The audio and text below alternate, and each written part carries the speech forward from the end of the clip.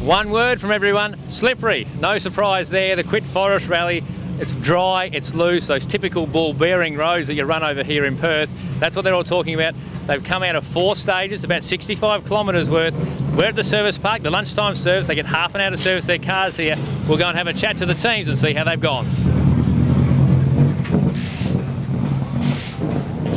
I've driven in the Perth ARC for 5 or 6 times previously, and this is the most insanely slippery I've ever seen it. Little groups starting to form and people starting to have little races within the race, so it's you know, half of us have got problem. Me and Brendo are having a ding-dong battle on 3 cylinders, both of us. So yeah, we come in on 3 cylinders and now we start the engine firing on 4, so we're pretty confident that's the problem. There was a coil pack there we changed all the spark plugs and it seems to have got rid of it. So we'll go out there and have some fun and see what times we can set.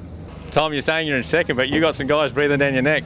Yeah, Scott's on a big charge on those last 2, so we'll see what we can do. But yeah, that's our aim for this afternoon, is try and hold on to second. We'll do everything we can do to hold on to it.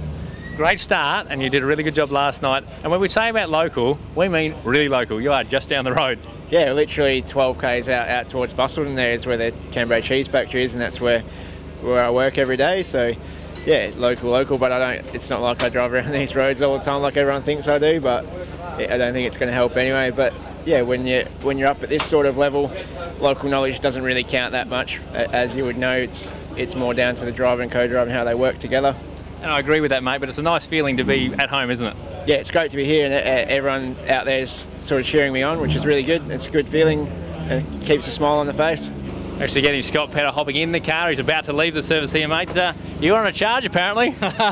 Yeah, mate, I like those 2 stages. So, yeah, no, we won't get here live, but hopefully we can pull some time back on Tom, and second will be a good result, for today after the flat tyre. So we've said the multi-21, it's the code for team orders, but it's he's not listening. Out of the way, James. Mark Petter, we're at the service park here, mate, and it looks like they're taking the front bumper off. Yes, mate, no, stuck in Ferndale again, 2nd year in a row. So, no, I just hit a rock and didn't think it was that bad. I thought I may have damaged the steering, but by the looks of it, it's a bit worse than that. I'd say, yeah, the radiator's damaged. Hopefully they haven't damaged the engine too much. So, boys are pulling it apart now and we'll find out soon. So the plan would normally be to get in this afternoon. It sounds like with what you're looking at, might be to try and get in tonight. Yeah, no, the boys are still keen for me to try and jump in the Savo, depending on what they find. But yeah, worst case scenario, or hopefully maybe best case scenario, we'll rejoin tonight at the Super Special. It's frustrating though, isn't it? Because you've had a really good lead up to this one. You're starting to find your feet a bit with this car. And like you said, the same stage as last year.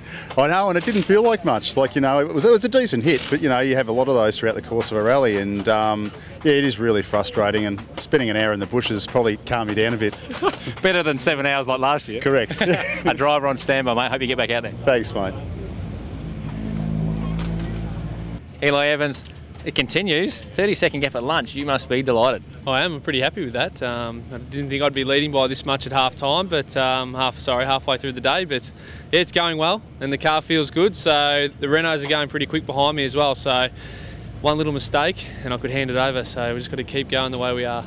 Just seems like to me, and I'm not preempting anything, that you're in one of those zones. Sometimes you just get a rally where you're not pushing extra hard or anything, but it's just working. Tarmac, now on the gravel stages. It's a nice feeling, isn't it? Yeah, it is. It's all coming together. I think they call it peak performance. And Glenn and I were talking about it. I said to him, it feels like I'm doing it easy and we're doing some good stage time. So I think I'm gelling with the Honda Jazz pretty well now, and we understand each other, and we're able to be very consistent.